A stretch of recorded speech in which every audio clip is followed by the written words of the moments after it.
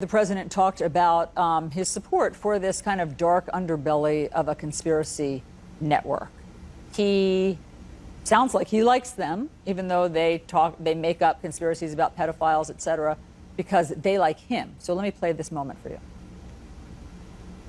Well, I don't know much about the movement other than I understand they like me very much, which I appreciate. But I don't know much about the movement.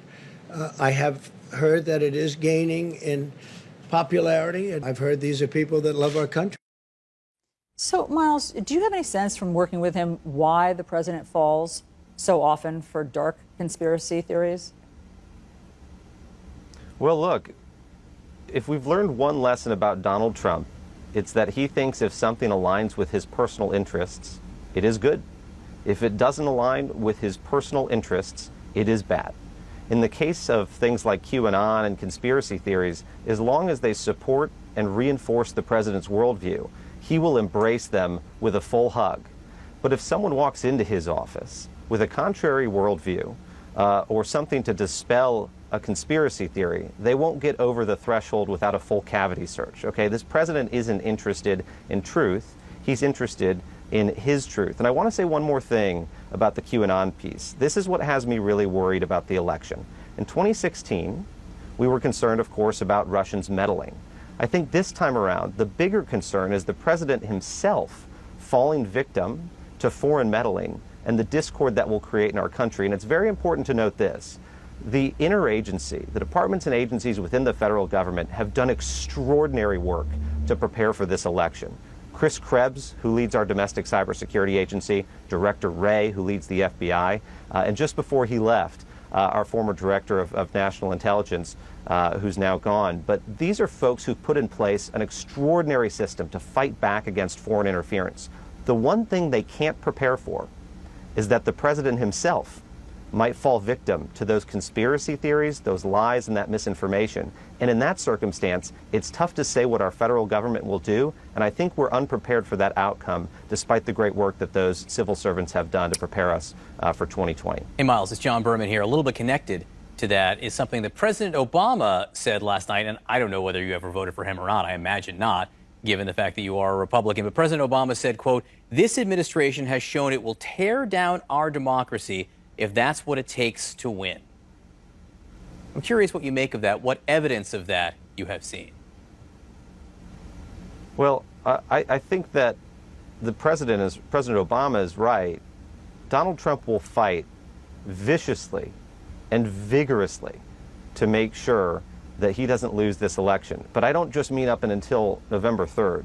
I mean after November 3rd. My worry is that Bush v. Gore in the 2000s will look like child's play compared to what this president might do if he feels like he's got a shot at delegitimizing the election. We are now in a moment where there is a predictable level of civil unrest in our country that we've not yet seen. We experienced a summer of civil unrest, but now because of the president's actions, we may well experience a fall and winter of civil unrest like we've never seen if he doesn't show more responsibility in how he talks about the election, about how he talks about our democratic process. So I don't think it's unreasonable at all for President Obama to say that there's a concern about the fabric of our republic. Donald Trump is taking the scissors to the fabric of our republic and he's cutting it into little shreds. By the way, I mean... I'm sorry, so Kayleigh McEnany yesterday refused to say whether the president would accept the results of the election. What do you think? I mean, what do you think happens if after the votes come in, he's behind? What do you fear that he might do? I fear that the president, at least right now, is preparing to heavily litigate in every state where he has the opportunity. Now, we, of course, remember in 2000, this was largely Florida. Now, there was some questions about Ohio at the time, but even just contesting Florida threw the nation into chaos. I could see the president wanting to send an army of lawyers to contest as many states as possible to make it difficult for the electors to certify and for another president to take office. I can't even believe, John, we're having this conversation, right? I'm an American too. I'm a taxpayer. Yes, I served in the administration. Yes, I'm a lifelong Republican. Yes, I wanted the president to succeed. He disappointed us. But now I'm sitting here talking to you and we're wondering, will the president of the United States facilitate a peaceful transfer of power? I never thought I would say those words to the United States, and I never thought that people would be so scared to speak out against this man. Look, let me tell you this. I've been out here for maybe 48 hours telling the truth about what I experienced with this president. Of course, I've already received vicious, graphic death threats. Now, I'll be fine. No one needs to play the violin for me. But this is why people are scared to speak out. They're scared to speak out because they have families, they live in homes, they have jobs, and they're scared because the president doesn't tamp it down. He fans the flames of this divisiveness, and he makes people fear for their lives. This is the United States of America. This is not Belarus.